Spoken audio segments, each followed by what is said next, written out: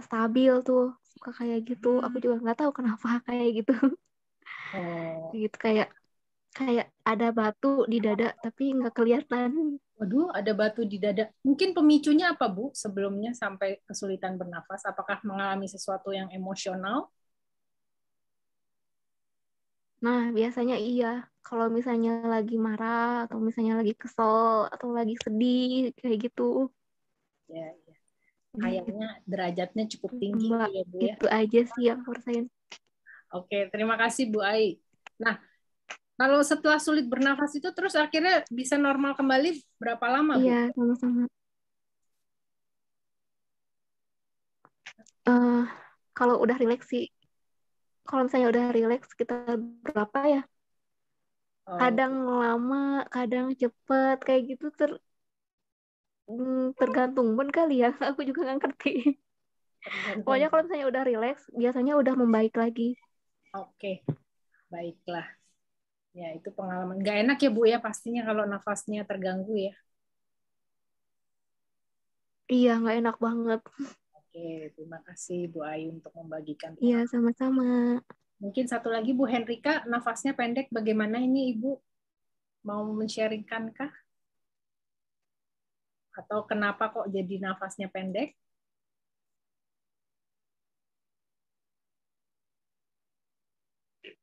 Oke, mungkin belum ini ya, belum apa, belum membuka mic.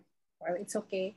Jadi memang temanya kenapa malam ini breathe and love. Yang pertama-tama kondisi pandemi saat ini ya, eh, kita mengalami suatu keadaan di mana eh, banyak sekali perubahan yang terjadi ya selama kurun waktu yang singkat di dunia ini ya. Kita lihat betapa banyak kebiasaan-kebiasaan yang berubah, ya kan? Dari dulu mungkin sering berkumpul, bersosialisasi, ya kan? Mungkin tiap weekend pergi, mungkin nggak hanya tiap weekend ya, hampir setiap hari berkumpul bersama. Tapi sejak adanya pandemi itu menjadi agak sangat terbatas ya untuk bisa berkumpul, untuk bisa bersama. Apalagi dengan adanya COVID-19 ini, kita mengalami, bukan kita ya, maksudnya penderita dari COVID-19 ini mengalami suatu sakit yang bisa menyebabkan terganggunya pernafasan, ya, pernafasan. Padahal seperti yang kita ketahui, Tuhan itu menciptakan kita manusia itu salah satu hal yang paling esensial itu adalah manusia bisa bernafas, ya. Karena kenapa? Ya kalau udah nggak bernafas ya kita udah nggak ada lagi di dunia ini, ya. Nah, yang mengilhami kenapa malam ini memilih breathe and love, ya, karena kadang-kadang seperti ini. Pernah nggak dalam hidup kita itu sebelum, mungkin kalau yang sudah pernah mengalami kesulitan bernafas ya, sekarang kalau bisa bernafas lebih merasa bersyukur nggak? Mungkin ada yang pernah mengalami sakit yang berhubungan dengan pernafasan, atau tadi Bu Ai dan Bu Henrika ya yang pernah mengalami sulit bernafas atau nafas menjadi pendek-pendek. Setelah mengalami hal tersebut dan Anda bisa kembali bernafas dengan normal, rasanya gimana?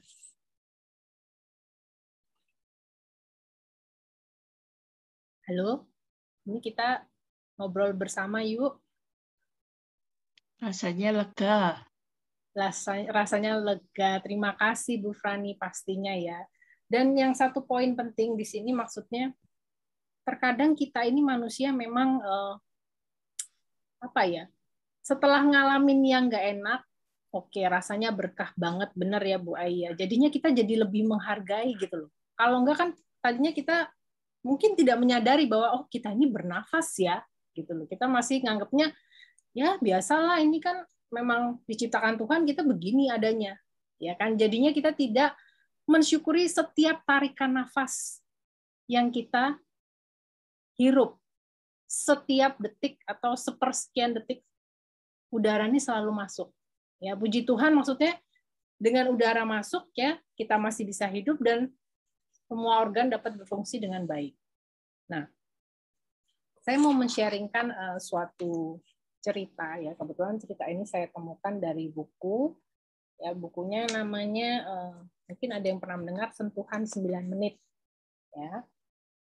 Nah, di cerita dari buku ini ada seorang manajer restoran ya. Jadi saya bacakan ceritanya. Namanya Jerry. Nah, Jerry ini adalah seorang yang ramah, baik hati, penuh semangat, dan selalu mempunyai sesuatu yang positif untuk dibicarakan. Jadi ini orangnya memang positif sekali, gitu ya. Which is puji Tuhan, ya kayaknya dengan di masa pandemi ini mungkin semakin banyak juga ya orang-orang yang bisa berpikir positif. Kenapa? Karena kita tergabung dalam gerakan penyembuhan dunia ini ya. Saya yakin di sini 52 orang ya, teman-teman semua pastinya sudah memiliki pikiran yang positif. Kalau enggak kan enggak join di sini. Ya kan? Karena kita mau sharing hal yang positif. Nah, jadi ceritanya balik lagi ke si Jerry ini, kalau dia pindah kerja, ya banyak orang-orang yang dari tempat kerja lamanya ngikutin dia. Saking apa? Saking Jerry ini selalu orang yang sangat apa ya, berkelakuan baik, terus budinya juga baik, suka membantu, pokoknya positif banget. Jadi ibaratnya kalau deket yang positif ini kan kita lebih senang ya dibanding deket yang negatif, ya kan? Demikian juga teman-temannya ini ngikutin si Jerry kemana Jerry pergi. Oke? Nah, jadi pada suatu ketika ada seseorang yang bertanya ke Jerry ini, dia bertanya, saya tidak mengerti katanya, kenapa kok kamu bisa jadi orang tuh sangat-sangat positif sekali, ya? Gimana sih caranya? Nah, si Jerry ini jawab, setiap pagi kalau saya bangun, kata dia, saya berkata pada diri sendiri, saya punya 2 pilihan hari ini. Nah, ya. Saya bisa memilih bersikap baik atau memilih bersikap buruk. Dan saya selalu memilih untuk bersikap baik, kata Jerry. Ya, setiap sesaat sesuatu yang buruk terjadi, saya dapat memilih untuk jadi korban atau memilih belajar dari kejadian tersebut. Nah, setiap kali seorang datang kepada saya untuk mengeluh, saya dapat memilih untuk menerima keluhannya, atau saya dapat menunjukkan sisi positif dari kehidupan ini.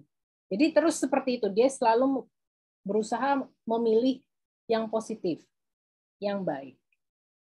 Nah, lalu orang tersebut yang bertanya kepada si Jerry bilang, tapi kan hal itu nggak mudah, harus selalu positif, pilihnya yang baik, ya kan? Nah, Jerry-nya jawab, ya memang tidak mudah, katanya ya kan. Tapi hidup ini penuh dengan pilihan. Ya. Ketika Anda membuang sesuatu yang jelek, ibaratnya kayak membuang rombengan pun, setiap situasi itu tetap adalah pilihan Anda. Dia bilang, Anda memilih bagaimana Anda bereaksi terhadap situasi tersebut. Jadi Anda memilih bagaimana orang akan mempengaruhi sikap atau perasaan Anda. Jadi saya membaca ceritanya ini juga memberikan reminder buat diri saya. Ya juga ya, benar juga. Gitu ya. Walaupun memang kadang-kadang kita lupa ya, kayak yang bertanya ke si Jerry kan nggak mudah, benar. Apalagi kalau ketemu dengan orang-orang yang very challenging ya kan. Waduh, kayaknya gimana gitu. Tapi balik lagi, pilihan ada di tangan kita. Ya. Nah, lalu Anda memilih untuk bersikap atau berkondisi baik atau bersikap buruk. Terserah bagaimana Anda menghidupkan kehidupan Anda. Nah, jadi beberapa tahun kemudian, orang yang bertanya ini mendengar kabar bahwa Jerry melakukan sesuatu yang ibaratnya seperti suatu kecelakaan ya. Karena kenapa? Dia membiarkan pintu belakang restoran itu terbuka. Ya. Ternyata apa? Ada perampok masuk. Nah, perampok masuk ini akhirnya menembak si Jerry. Ya. Nah, lalu si Jerry kena tembakan, dia segera dibawa ke rumah sakit. Dioperasi 8 jam, perawatan intensif, sampai akhirnya 6 bulan kemudian baru Jerry ini dapat pulih kembali. Walaupun dalam keadaan tersebut pulihnya dia masih memiliki peluru di dalam tubuhnya. Nah, jadi orang yang tadi nanya sama Jerry akhirnya ketemu lagi sama Jerry. Terus tanya, waktu kejadian perampokan itu yang ada dalam pikiran kamu apa, Jerry? Kata orang ini ya, temennya nanya. Jerry jawab, ya yang pertama kali berarti saya harus segera mengunci kunci belakang, pintu kunci belakang, karena kan perampoknya bisa masuk dari situ kan. Nah, kemudian waktu dia tertembak dan terbaring di lantai, dia masih ingat bahwa dia punya dua pilihan. Pilihannya dia bisa mati atau dia hidup. Nah, dia memilih untuk hidup. Ya kan? Nah, waktu itu emang Anda nggak merasa takut, kata temannya ini. Terus si Jerry-nya bilang, para medisnya hebat-hebat, dokternya juga sangat-sangat qualify ya, maksudnya sangat kompeten menangani saya. Gitu kan. Walaupun ada suatu titik di mana saya melihat dokter dan perawat itu matanya sudah bilang, wah ini sudah tidak dapat diselamatkan lagi. Tapi dia tetap, si Jerry ini tetap memilih pilihan, ya kan, untuk hidup, ya kan. Sampai ketika dia akan dioperasi saat itu, si Jerry-nya bercerita, ada seorang perawat kan biasanya kalau mau dioperasi itu ditanya, apakah Anda punya alergi, ya kan? Apakah alergi obat bius atau alergi apa, ya kan? Nah, waktu perawat ini nanya, si dokter, perawat-perawat lain itu terdiam nungguin jawaban si Jerry. Apakah Anda ada alergi terhadap sesuatu? Nah, rupanya ya, mungkin memang Jerry ini orang yang sangat positif sekali. Anda tahu apa jawabannya Jerry? Ada yang bisa menebak Jerry punya alergi terhadap apa? Ya, nanti kelamaan ya, kalau menebak kayaknya susah. Jadi si Jerry ini menjawab, ya, dia alergi terhadap peluru. Nah, saya nggak tahu ini, apakah ada yang tertawa atau bengong atau gimana ya, tapi dia ternyata masih bisa, he's kidding, he's joking, maksudnya dia bercanda gitu dalam hal sudah di antara hidup dan mati ya. Perawatnya nanya beneran, Anda ada alergi apa? Ya, semua nungguin jawabannya dia kan, karena mereka harus mempersiapkan untuk operasi. Ternyata dia menjawab peluru, dan ternyata jawaban dia itu apa? Membuat dokter dan suster, perawat di sekitar ruang operasi tersebut menjadi tertawa, maksudnya menjadi hidup gitu loh, karena apa ya? Mereka juga merasakan positivity ya, sesuatu yang positif dari si Jerry ini. Hingga akhirnya memang Jerry-nya sembuh ya. Nah, tapi memang yang dapat kita petik dari si Jerry ini bahwa sebenarnya setiap hari, setiap saat, setiap detik kita ini punya pilihan. Ya, pilihan untuk menikmati hidup ini atau membencinya. Ya. Dan hidup akan terasa lebih mudah jika kita bisa memelihara sikap baik kita. Seperti itu ceritanya. Jadi terkait dengan judul ini juga, sebenarnya dari cerita ini kita juga diingatkan ya betapa kita sebenarnya punya pilihan yang satu, dan sebenarnya banyak sekali loh berkat-berkat yang sudah kita terima dari Tuhan. Ya.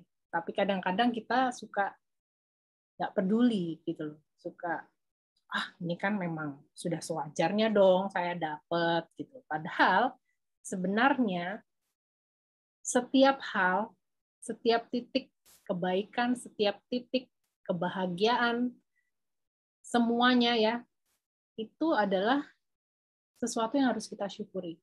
Termasuk juga semua pelajaran kehidupan. Ya pahitnya hidup, yang nggak enaknya hidup, itu juga harus kita syukuri. Karena apa? Karena ya hal itulah yang akan merubah kita. Anda bayangkan, kalau seandainya hidup kita selalu baik, mulus, nggak ada apa-apa, semua lancar, jalan lurus, ya, kira-kira apakah kita bisa menjadi orang yang bertumbuh? Apakah kita bisa menjadi orang yang lebih baik dari sebelumnya? Coba, ada yang mau sharing mungkin atau memberikan pendapat? Silakan. Atau bingung tadi? Terlalu mulus itu malah enggak ini. Ya. Gimana Bu Heni? Terlalu mulus malah tidak ada. Kalau terlalu mulus malah tidak ada pelajaran yang harus tantangan dalam pelajaran kehidupan. Jadi harus melewati itu seperti orang berjalan menuju tujuan, ada geronjalan, ada belokan, ada tatapan. Harus seperti itu menurut saya. Terima kasih. Atma Namaste. Terima kasih Bu Heni, Atma Namaste. Benar ya. Jadi ibaratnya kalau dulu kita belajar nyetir juga kan jalanannya nggak lurus-lurus terus ya kan. Kalau Anda mau menjadi supir yang hebat ya kan, jalannya mau belok kiri kanan, nanjak turunan, ada ini ada itu, kita tetap harus bisa untuk menghandle-nya. Nah, demikian juga dalam kehidupan ini. Kalau kita ingin menjadi diri kita yang lebih baik, pastinya kita akan ketemu dengan hal-hal yang ngetes ya, suatu ujian, suatu tes. Nah, nanti itu akan dikaitkan dengan bagaimana sikap kita terhadap tes tersebut. Nah, memang kadang-kadang ya itu tidak mudah memang. Saya nggak mungkin bilang, wah itu adalah hal yang mudah. Tidak. Tetap setiap orang pasti punya struggling, punya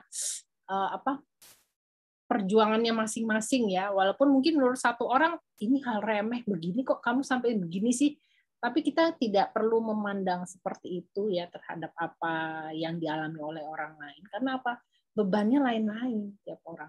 Mungkin satu orang bertemu dengan orang yang nyebelin, nganggapnya ya biasa aja. Tapi untuk satu orang, itu sesuatu yang perlu untuk dipelajari, ya kan?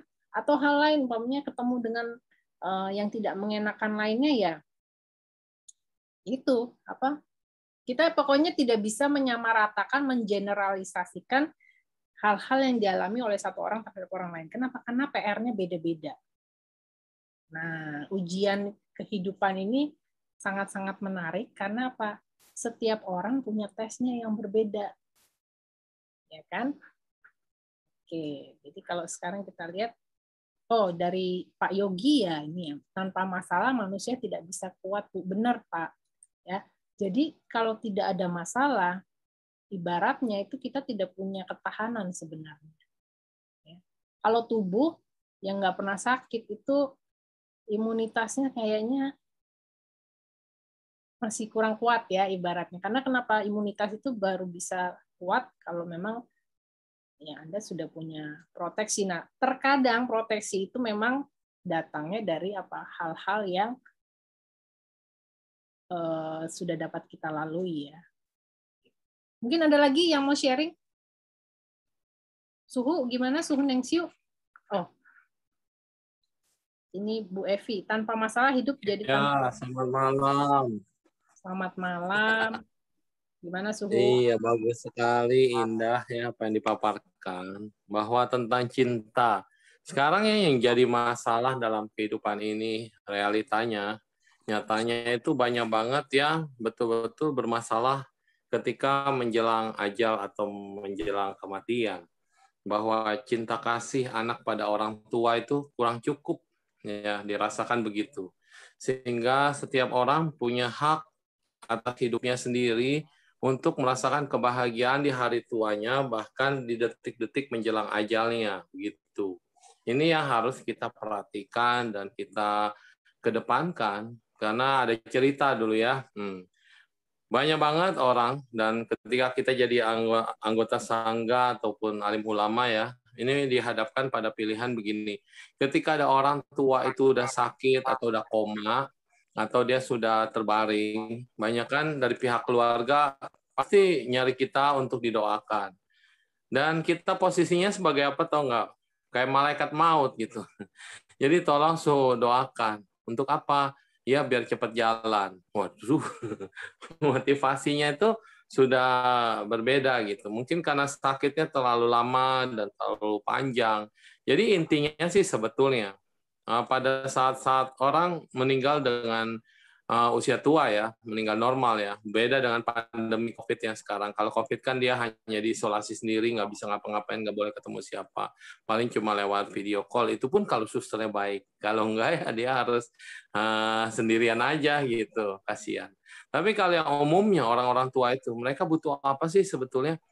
Sewaktu kita dilahirkan di dunia, orang tua itu selalu memeluk, menyayangi kita, dan paling tahu tentang pergerakan anaknya. Anaknya nangis, tidak nyaman dikit, pasti orang tua langsung tahu anaknya butuh apa, butuh susu kah, atau butuh makanan, atau popoknya diganti, dan segala macam. Demikian juga anak bisa dilahirkan banyak sama seorang ibu ya. Nah, zaman dulu apalagi bisa sampai 18, 12. Waduh, hebat-hebat ya orang dulu. Kalau sekarang anak paling 1, 2 gitu ya. Paling banyak juga 3, 4. Nah, bagaimana kita bisa merawat orang tua di masa tuanya? Ini yang paling penting. Ada pernah satu buku yang saya baca juga ya dari suster. Nah, dari suster dia juga bidan, Ibu Elisa Herman. Nah, dia juga luar biasa, dia menulis buku menjelang ajal. Nah, di situ dia merawat seorang namanya Pak Hendra gitu ya. Dia dirawat Pak Hendra. Anak-anaknya udah selalu bilang dokter pribadinya, "Dok, kasih obat tidur aja. Jadi biar papanya itu tidur terus." Sedangkan yang dibutuhkan dalam hidup ini bukan cuma tidur. Orang tua itu ngarepin komunikasi, kasih sayang, sentuhan, dan apapun gitu. Jadi sampai dokternya bilang, ini udah nggak bisa sembuh. Nah, tapi dia bilang, masih ada harapan kok. Karena dia kan yang menemani, bidan ini atau susternya menemani. Masih mau jalan, masih mau makan, masih kita didorong kursi roda, masih bisa lihat kupu-kupu, bisa senyum, bisa tertawa. Artinya, semua orang tua ini masih punya kesempatan untuk menikmati hidupnya di saat-saat terakhir ya. Masa anak-anaknya nyuruhnya suntik obat tidur, suntik obat tidur. Terus nggak mau makan obat katanya, kata dokternya. Dia memang nggak mau makan obat yang digerus. Dia mau makan obat yang utuh gitu istilahnya. Karena dia nggak mau seperti diperlakukan sampai nggak mampu dan segala macam. Terus juga katanya itu ngelawan, nggak bisa tidur. Ya gimana nggak bisa tidur? Yang diharapin adalah anak-anaknya ada di sampingnya menemani. Tapi anak-anaknya sibuk dan segala macam. Jadi inilah sesuai tema hari ini ya tentang cinta. Kalau ada selalu perumpamaan yang diberikan oleh satu adiknya kakek saya selalu berkata, lalu kita udah jadi orang tua itu jangan pernah berharap air itu naik ke atas. Karena cinta kasih orang tua itu seperti air terjun, selalu dari atas turun ke bawah. Dia mana mungkin bisa naik lagi ke atas. Jadi jangan ngarep cinta kasih anak itu kepada orang tua itu seperti ngelawan air, ngelawan arus gitu. Karena nanti anak kita juga akan tercurah pada anaknya lagi. Nanti cucu kita juga akan tercurah pada cicitnya lagi. Begitu kan cicit kita maksudnya. Jadi ya sebagai orang tua jangan terlalu banyak berharap. Tetapi kita sebagai anak-anak bisa saling menyadari, saling mengisi. Apa sih yang dibutuhkan orang tua? Ini cuma itu. Detik-detik terakhirnya. Bisa nggak kamu memperlakukan mereka seperti kamu memperlakukan anak bayimu lagi? Karena kan siklus manusia itu kan nanti udah tua kembali jadi kekanak-kanakan. Kembali seperti kecil lagi. Bahkan kalau udah sangat tua sekali ya berak di celana atau di ranjang, BAB juga di ranjang, itu adalah siklus. Memang sudah seharusnya begitu. Dulu kita juga nggak bisa berjalan, sekarang juga udah tua nggak bisa berjalan. Dulu kita nggak bisa ngomong, mereka juga sekarang ada yang susah berbicara, apalagi yang stroke. Tapi kan hatinya sama. Anak bayi bisa nangis, digendong, disentuh, damai, bahagia. Halo? Apakah di saya aja nih suhunya nge-freeze ya? Putus. Oh iya. Baik. Ya, memang demikian ya. Semua ya. Baik, terima kasih Pak Ocok. Jadi memang breathe and love ini maksudnya kita menyadari kehidupan. Halo? Suhu putus kita nggak dengar. Oke, ini kayaknya ya barusan hilang suara. Iya hilang, saya lenyap. Hilang. Lenyap. Ya. Ya, jadi kalau kita menikmati hidup dengan apa adanya, maka sebetulnya hidup santai-santai aja dan tidak akan ada masalah. Jadi marilah kita memberikan senyuman, kebahagiaan, dan ini harus dipupuk ya, harus dirawat dan dijaga setiap harinya. Bahagialah setiap hari. Jangan mikirin yang sudah-sudah, jangan mikirin yang negatif, jangan mikirin yang sedih-sedih, jangan mikirin yang macam-macam lah dari semua kejadian dan hidupmu yang sudah berlalu, itu udah berlalu. Jangan biarkan dia terus membayangi jadi hantu yang tidak kelihatan. Padahal hantunya kita sendiri ya, pikiran kita sendiri. Nah, sekarang kita kembangkan, kayak kalau ngeliat Ibu Yoveta itu segar gitu, senyumnya juga enak, motivasinya bagus-bagus ya. Itulah kita harus seperti itu semua. dan semua yang ada di sini di PH Indonesia pasti setiap hari selalu sibuk doain orang, blessing orang. Ini adalah membuat bibit-bibit hidup kita semakin terus ceria dan bahagia. Dan kemarin ya saya baru doain juga satu orang ya, dia suaminya stroke, suaminya itu Kristen dan istrinya itu Katolik ya. Nah, ternyata ujung-ujungnya setelah kita doain, dia apa sih? Ada janji yang belum selesai. Ternyata janjinya adalah sama ibunya. Ibunya yang sudah meninggal. Jadi waktu sakit dia bilang nanti mau diajak pergi kemana. Dan tapi kemudian ibunya keburu jalan.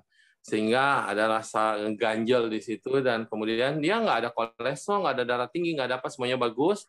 Tetapi akhirnya stroke juga setengah ya. Nah, ketika kita sentuh di situ tentang ibu, tentang renungan tentang orang tua, doa tentang untuk ibu, wah langsung nangis, langsung terharu, termehek-mehek cerita ya begitu ya. Nggak lama saya rasakan ibunya datang. Dan kebetulan saudara saya juga sensitif kan, dia juga sudah bisa mendimisasi. Saya bilang, tiba-tiba saudara saya nangis, saya bilang, langsung peluk anakmu, saya bilang ya. Peluk. Jadi mereka seperti langsung merasakan getaran, entah bagaimana, langsung keluar dia nangis, unek-unek dan segalanya merasakan cinta. Lalu dengan doa PH ya kan, dengan kuasa ilahi, cinta ilahi dan segala macam kita blessing dia, afirmasi dia dan dia bisa plong sekali rasa hilang lagi. Udah ibunya bahagia, katanya saya senang, bahagia, jangan sedih lagi, kamu udah harus bisa melepaskan. Dan akhirnya saya bilang semua janji yang telah dibuat semoga bisa dibatalkan karena sesuai dengan keadaan dan kondisi. Dan akhirnya bahagia. Ngomong-ngomong, ternyata beliau juga ikut meditasi di Eco Cycle, Eco Camp, Oke, Bandung. Iya, dan katanya kenal Bu Yovita sama Bu Niken. Nah, gitu. berarti katanya suka join juga katanya. Nah, nyambung deh kita. Ya udah, kata saya, terus aja kita kembangin. Bapaknya langsung yang stroke ya, langsung bisa angkat tangan gitu gitu. Thank you Suhu, terima kasih untuk sharing dan ceritanya ya, luar biasa. Memang ini kita saling memperkaya satu sama lain ya. Satu cerita berkumpul, kita saling membagikan ya, dan intisarinya kita ambil dan kita terapkan dalam kehidupan sehari-hari. Memang benar ya, tidak lepas sebenarnya dari cinta.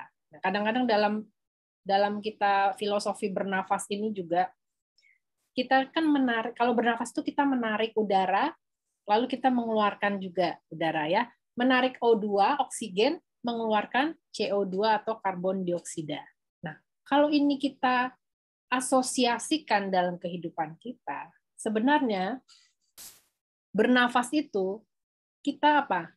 Kita menarik semua hal-hal yang baik, yang positif, ya kan? Cinta kasih, kedamaian, sukacita, ya, toleransi, ya semua hal positif, semua hal baik. Semua orang ingin untuk menghirupnya, ya. Lalu pada saat bernafas ini apa? Jangan lupa kita juga menghembuskan kembali. Yang dihembuskan apa? Segala hal yang kurang baik, yang negatif, kesedihan, keputusasaan, kegagalan, ketakutan, kekhawatiran, hal-hal tersebut. Sehingga apa? Sehingga dalam hidup kita, ya, kan siklus ini memang harus ada yang masuk, harus ada yang keluar. Nah, dengan mengingat bahwa sebenarnya kita punya pilihan, ya, maka kita bisa memilih apa sih yang ingin kita masukkan dalam kehidupan kita ini, apa sih yang ingin menjadi udara atau oksigen bagi kita, apakah itu cinta, ataukah itu dendam, apakah itu suatu kedamaian, ataukah ketakutan, ya, semua itu pilihan. Nah, makanya karena semua ini adalah pilihan, ya, dan kita sebenarnya memiliki kekuatan untuk menentukan pilihan, ya, mau yang mana. Jangan ragu-ragu untuk apa? Memilih yang pertama itu adalah cinta, yang tadi seperti Suhu ceritakan. Karena apa? Karena memang sebenarnya dasarnya dari kehidupan manusia itu adalah cinta. semua berawal dari cinta dan sampai akhir pun ingin ditutup juga dengan cinta. Ya, seperti tadi Suhu cerita orang tua ya kalau inginnya itu ya inginnya cinta dari anak-anaknya, ya kan? Dan sebenarnya ya yang bisa kita berikan juga yang paling dasar, yang paling esensial itu adalah cinta. Bentuknya nanti bisa macam-macam. Ya, kalau mungkin nanti suatu waktu kita akan ketemu lagi ya bahas 5 bahasa kasih ya, 5 bahasa cinta dulu sudah pernah sih dalam bentuk kata-kata pendukung ya, kata-kata yang positif, yang menyenangkan, ataupun berupa quality time, Anda bisa bersama dengan orang yang Anda kasihi, dengan orang tua, dengan anak, keluarga, ataupun ada yang berbahasanya dengan sentuhan ya. Mungkin Anda bisa memegang tangan, Anda bisa memeluk sebagai wujud ungkapan cinta, ataupun Anda bisa memberikan hadiah. Ya, hadiah ini jangan langsung diasosiasikan, wah, kalau gitu matre dong atau apa atau gini. Enggak. Kadang ada orang memang bahasa cintanya demikian gitu, melalui bingkisan, hadiah, ataupun hal-hal kecil yang diberikan itu dianggap sudah sebagai suatu bahasa cinta. Nah, satu lagi itu adalah quality time. Apa ya? Satu lagi ada yang ingat nggak? Quality time. Lalu ada hadiah, kata-kata pendukung, dan pelayanan. Nah, pelayanan ini juga merupakan bahasa cinta. Ya, jadi coba sahabat Pranik ini kita kembali melihat ya dalam hidup kita, bagaimana cara kita bernafas dalam kehidupan ini. Apa yang sudah kita masukkan dalam hidup kita? Apa yang kita pilih untuk menjadi oksigen kita? Apakah cinta, semangat, ya, kedamaian, toleransi, ataukah hal-hal sebaliknya? Ya, yang pasti kita ingin sesuatu yang baik itu yang masuk, yang kurang baik jangan lama-lama kita tahan di dalam, segera kita keluarkan. Nah, di Pranic Healing ini ya, Pranic Healing ini memang sangat luar biasa. Kenapa?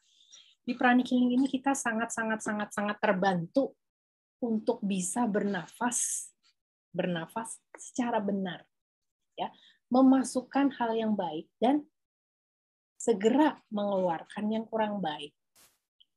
Mungkin sebelum kita masuk ya, ada renungan singkat sebelum menjelaskan tentang Pranic Healing.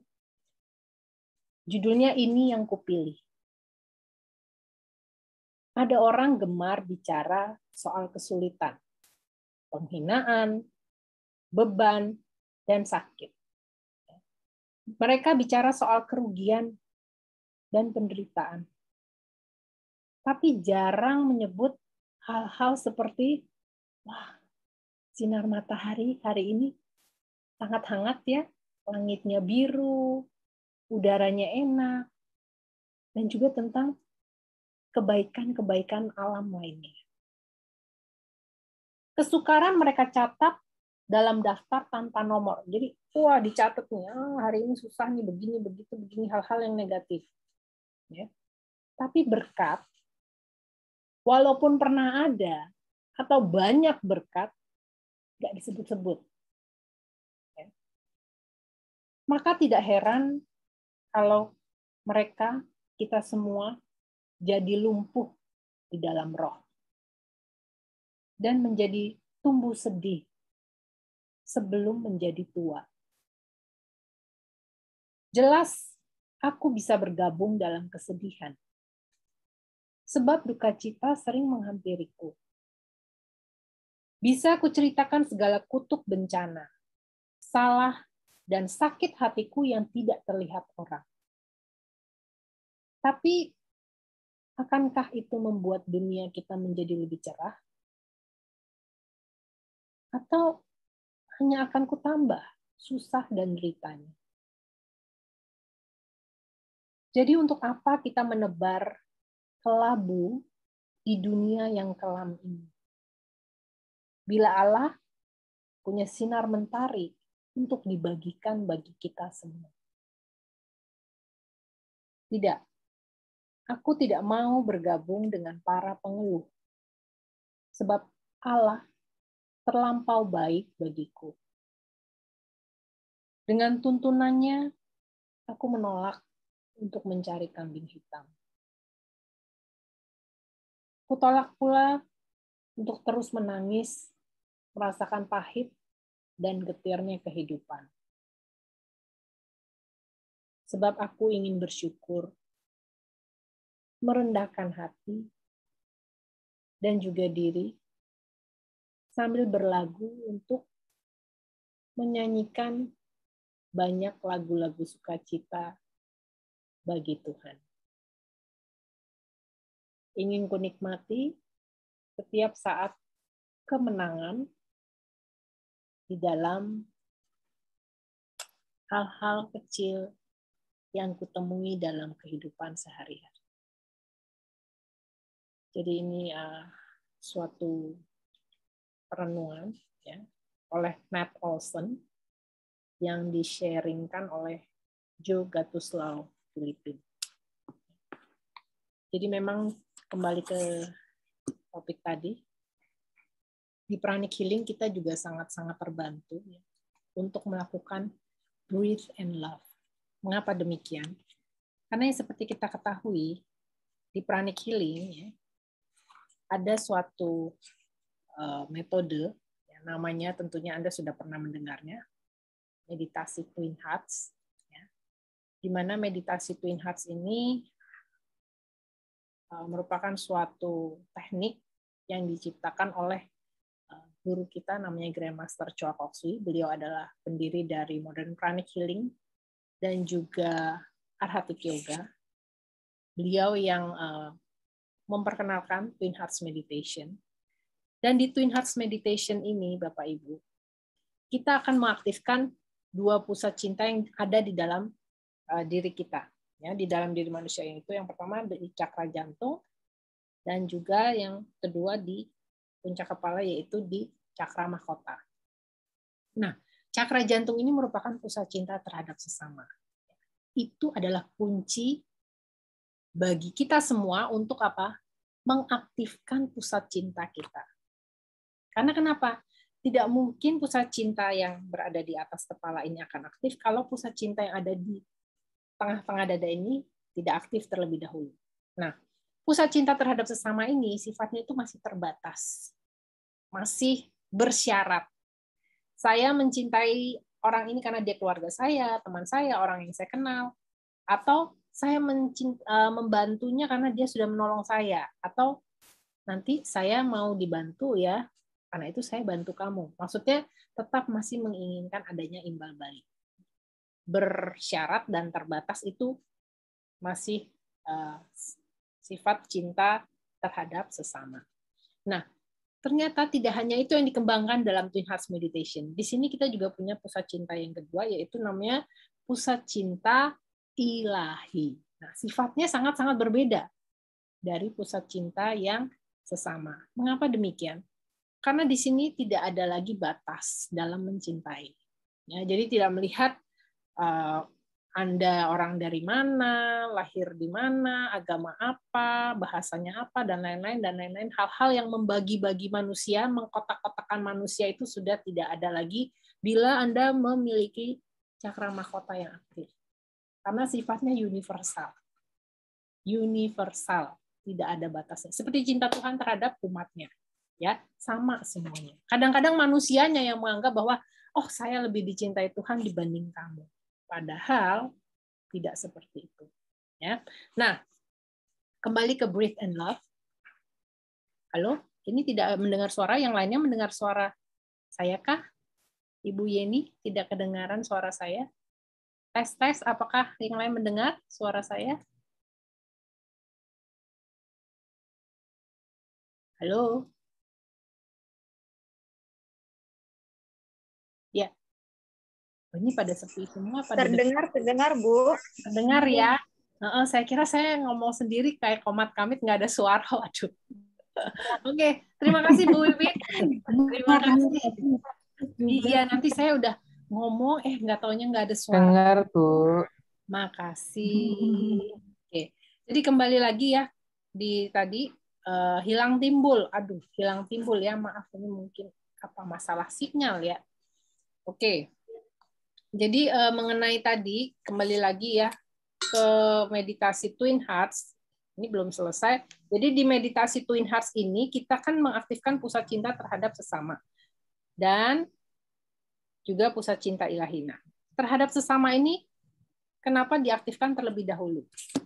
Karena adalah suatu hal yang sangat mustahil kalau Anda mengatakan Anda bisa mencintai sesuatu yang tidak kelihatan, yaitu Tuhan, tapi yang kelihatan keluarga Anda, sesama Anda, orang-orang di sekitar Anda tidak dapat Anda cintai. Ya. Memang ini suatu hal yang sangat-sangat simple sebenarnya, tapi kadang-kadang suka tidak kita sadari. Kita menganggap bahwa oke, saya berdoa kepada Tuhan, pokoknya Tuhan saya mencintai Tuhan saya. Tapi bagaimana dengan sesama Anda? Anda cintai juga enggak? Kalau tidak, jangan pernah kita mengklaim bahwa saya mencintai Tuhan. Karena kenapa? Semua manusia ini ciptaan Tuhan loh. Kita ini adalah bagian dari Tuhan. Semuanya memiliki porsi Tuhan di dalam dirinya. Ya.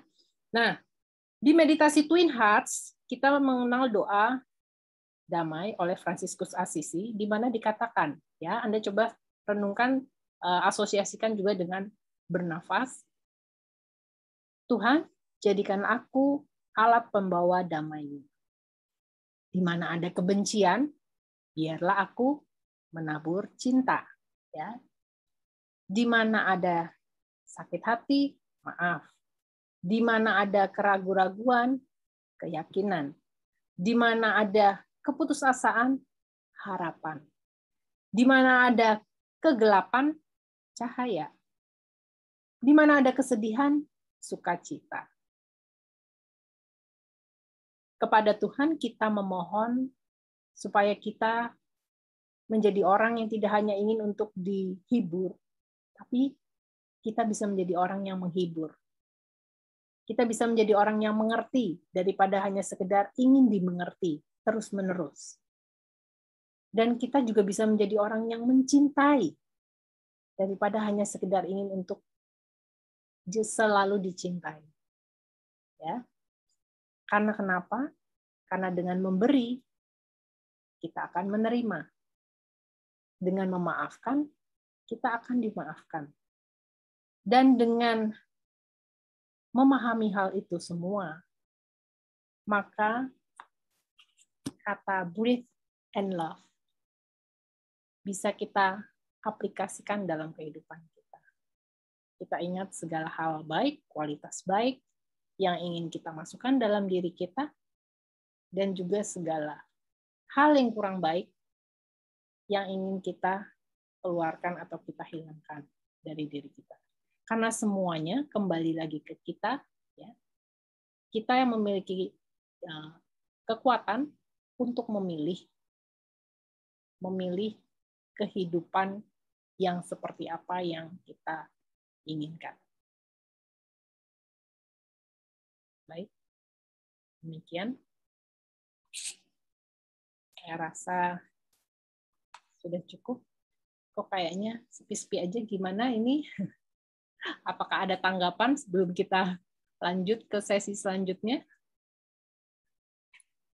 Ya. Tadi ini Bu Evi ya berkata, tanpa masalah hidup jadi tanpa warna dan membosankan. Ya benar. Jadi dengan adanya masalah, ketidakenakan, ketidakmulusan, itu yang membuat hidup kita jadi berwarna. Dan kitanya juga menjadi bertumbuh pastinya. Oke. Demikian, apakah ada pertanyaan atau tanggapan? Atau kita langsung masuk ke sesi selanjutnya? Ya. Nah, untuk pranic healing ini kepada teman-teman juga dapat belajar secara lebih lanjut ya. Nanti ada kursus Self Pranic Healing Online. Jadi kalau Anda yang masih sulit untuk kemana-mana, Anda bisa mengikuti kursus Self Pranic Healing Online ya. Maksudnya karena aduh masih pandemi ya, belum berani untuk pergi ikut kelas offline. Nah, Anda bisa punya pilihan untuk mengikuti kelas Self Pranic Healing Online. Bisa hubungi Mbak Niken ya. Langsung malam ini juga karena apa, kelasnya besok ya, bila Anda ingin mengikuti. Nah, untuk Anda yang ingin mendalami lebih lanjut tentang siapa sih sebenarnya diri saya?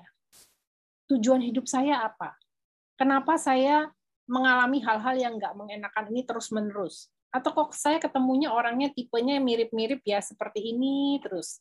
Nah, Anda bisa segera daftar untuk ikut kelas Achieving Oneness with the Higher Soul. Ini kelas yang sangat-sangat fenomenal ya, mengubah kita, mengubah termasuk diri saya juga menjadi terbuka sekali untuk oh ternyata tuh seperti itu ya.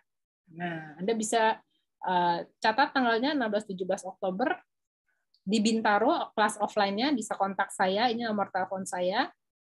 Ya, ataupun Anda yang tidak di sekitar Bintaro, Jakarta bisa mengikutinya secara online. Nah, Anda juga bisa ikuti tanggalnya sama 16-17, jadi ada offline, ada online-nya ya. Segera daftar ke saya, boleh di screenshot. Lalu ini juga kursus lainnya yang bisa Anda ikuti. Jadi kalau di Pranic Healing ini memang sangat luar biasa ya, banyak kursus-kursus yang berbagai aspek ya. Jadi tentang healing-nya ada, tentang spiritualitasnya ada. Lalu ini untuk apa? Meningkatkan kemampuan otak kita. Dan tidak hanya meningkatkan kemampuan otak, menyeimbangkan otak kiri dan kanan. Anda bisa hubungi saya juga di sini ya, kebetulan ini yang di Bintaro ya, ada kelas-kelas lainnya juga di Ngawi ya. Lalu ini adalah gerakan penyembuhan dunia, bisa Anda dapatkan kalau Anda mengikuti Instagram Indonesia Pranic Healing ataupun tergabung dalam WA group kita. Ini adalah kontak person dari masing-masing, kebetulan ini per daerah ada ya, Anda bisa screenshot. Mau mengikuti kelas-kelas offline, hubungi nama-nama yang ada. Demikian juga di sini. Nah, ya. Jadi nanti kita bisa mengikuti kelasnya secara offline maupun online. Demikian. Apakah ada pertanyaan? Oke, Bu Yofi masih ada waktu. Oke, Bu Timur gimana? Silakan. Mungkin izin bertanya dan open mic. Tadi sempat mendengar cerita tentang Gary ya, sangat-sangat positif, dan tentu kita juga ingin menjadi seperti itu, yang bisa mewarnai sekitar jadi lebih positif juga. Tapi sebagai manusia tentu kita punya emosi, nggak hanya positif ya Bu, tapi juga punya negatif. Dan saya pernah dengar, maksudnya saya jadi bertanya, apakah mungkin kita positif aja gitu, sedangkan seperti batu baterai juga kan yang ada kutub positifnya dan ada kutub negatifnya, dan jadinya baterai itu hidup. Dan di psikologi kan ada istilah tentang toxic positivity juga, yang itu justru kurang bagus kan. Nah, bagaimana cara kita aware atau membedakannya ya, apakah kita ini memang pribadi positif yang seperti Gary tadi, atau sebenarnya kita tuh terjebak di toxic positivity yang malah justru nggak bagus gitu, Bu. Oke. Baik. Sudah, Bu Timur? Ya. Oke. Ya, terima kasih, pertanyaannya bagus sekali, luar biasa ya. Jadi memang seperti yang tadi juga telah dibahas, kita dalam hidup kan pasti ada up and down. Ya kan, up and down, jatuh, sedih, kecewa, marah. It's okay. Maksudnya biarkan itu ada. Dalam arti gini, kita mengenali, oh saya sedang marah, sedih, kesal karena gagal, karena apa? Mengenali dulu perasaan tersebut. Oke. Setelah mengenali, kita mencari dulu penyebabnya kenapa ya? Kok saya merasa begini? Oke. Setelah itu, setelah kita telah mengetahuinya, oke, apa yang dapat saya lakukan terhadap permasalahan ini? Ya. Kalau seandainya ini adalah hal yang bisa diperbaiki, bagaimana solusinya? Ya. Karena kenapa itu sebenarnya semuanya merupakan pilihan Ibu Timur. Termasuk jika Anda ingin memilih untuk menjalankan langkah-langkah ini. Pilihan lainnya bisa Anda merasakan marah, sedih, dan lain-lain hal yang negatif, dan Anda tetap memilih untuk merasakannya. Itu boleh. Maksudnya itu pilihan Anda. Tapi kalau Anda memilih langkah yang oke, saya mengenali dulu perasaan saya, memang saya ada sedih, saya ada marah, saya ada hal-hal lainnya, oke. Penyebabnya apa? Ya, Anda kenali apakah benar karena orang lain ataukah sebenarnya karena hal-hal yang terjadi dalam hidup kita itu sebenarnya merupakan hasil dari perbuatan kita juga di masa lalu atau di waktu yang sebelum-sebelumnya. Karena kadang-kadang kita nggak menyadari. Nah, makanya nanti kalau belajar di Pranic Healing Bu Timur, kita lebih mengenali tentang hal tersebut, ya, untuk lebih mengenali yang terjadi sama saya ini, maksudnya kok bisa terjadi gini? Kenapa ya? Nah, kita bisa mencoba untuk berpikir, maksudnya alasan terjadinya masalah itu dalam hidup kita itu apa? Kita mengenalinya, mencari penyebab, solusi, ya. Lalu setelah itu kita memaafkan. Memaafkan siapapun, apapun, nggak peduli siapa yang salah.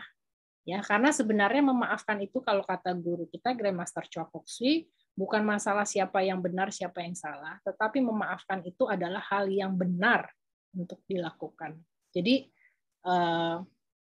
mengenalinya ya kita, kalau tadi Ibu lihat, kalau kita bisa menjalani 4 ini ya, kalau toxic positivity mungkin kita tidak tidak mengakui bahwa saya marah, bahwa saya sedih, mungkin ya jadinya kan harusnya positif ya, tapi memilih. Jadi Anda pertama berdasarkan tetap realitanya bagaimana. Oke, Anda dalami lagi seperti tadi, penyebabnya apa, lalu solusinya bagaimana. Maafkan, walaupun tidak mudah, tapi akan kita lakukan juga ya malam ini ya. Jadi kita akan lakukan terapi memaafkan. Berapa lama memaafkan ini juga memang beda-beda tiap orang, tapi kita lakukan terus-menerus sampai akhirnya bisa hilang. Sehingga apa? Nantinya kita juga bisa kembali lagi ke harkat kita sebagai manusia ini sebenarnya bagaimana sih? Harkat manusia ciptaan Tuhan ya, di mana kita kembali untuk menyadari berkat-berkatnya ya, baik melalui hal baik maupun hal yang kurang baik dalam hidup kita. Karena sebenarnya itu semuanya berkat, menumbuhkan kita. Dan memang biasanya manusia itu lebih bisa bertumbuh setelah mengalami hal-hal yang tidak mengenakan. Seperti itu. Gimana Bu Timur? Apakah bisa menjawab? Ya, terima kasih Bu Yofi mencerahkan. Terima kasih Bu. Mungkin bisa ikut kelasnya Bu, akan lebih jelas lagi nanti. Karena segala sesuatunya itu merupakan hasil panenan kita. Gitu Bu. Oke. Terima kasih. Lalu Pak Gregorius, apakah meditasi Tuhan bisa dilakukan sendiri? Bisa Pak. Oke, bisa Pak Gregorius bisa membeli CD-nya juga kalau mau ya. Bisa hubungi kami Pak di nomor tadi, yang nomor saya juga bisa nanti, atau ke Mbak Swasti. Atau kalau Pak Gregorius berminat ya, ini saya tuliskan nomor saya yang belum masuk ke dalam grup, bisa dimasukkan nanti, jadi Anda mendapatkan update info ya mengenai kegiatan-kegiatan kita.